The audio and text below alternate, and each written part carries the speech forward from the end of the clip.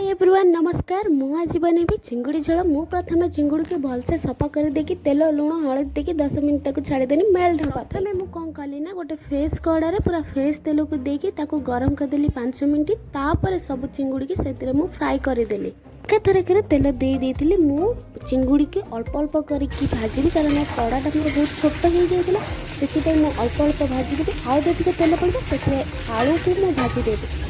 आपन जब आलू पक तेल लुण हलदी भाग मोर अधिक हो जाता से कड़ाटा लगिगला। मु कड़ाटा को भलसे सफा कर देकी से पुणी तेल मु पकईदेली।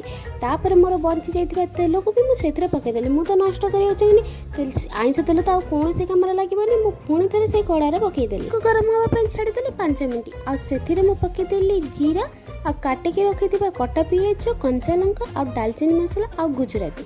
आपन पाखे आवेलेबल जेकोसी मसला अच्छी से सबको यही गरम तेल आड कर दिंतु। आउ जदि आपण पाखे खानदानी गोटे कचुली अच्छी कि चमच अच्छी यही सब मसला को गोड़े घंटे चपल जेपर्यंत धुआं न से खरिका बुलाई था। मोर सब मसला आड हो जाए मुझे गोल्डन कलर है पर्यंत भाजी नेबी। से मोर एपर्यंत किसी कुआड़े मो मुहर झाड़ बही पड़े हेले भी बास्नाटा पूरा महकी गलानी घर सारा। और पियाज भाजी की पूरा ब्राउन कलर हो गलानी। तापर मुझे अदा रसुण पेस्ट आड करदेवी जे पर्यंत तार मसला गंधा जाए से पर्यंत मुझे भाजी नेबी। तापर मुझे टमाटर पेस्ट को आड करदेवी।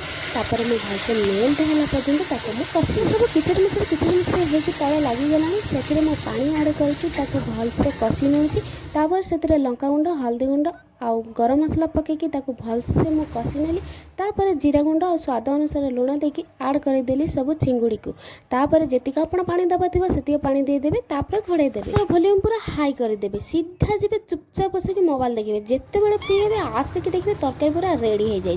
तापर कौन करेंगे ना तरकारी को टिके टेस्ट करदेवे। जदि तरकारी टेस्ट है नहीं सीधा घर बाहर जी क्या भी मुँह देखेबे। मिनी ब्लॉग जब आपको भल लगे हल्का सा कमेंट करदेवे। चैनल को टिके सब्सक्राइब करदेवे। रोज नमस्कार। जय श्री गणेश।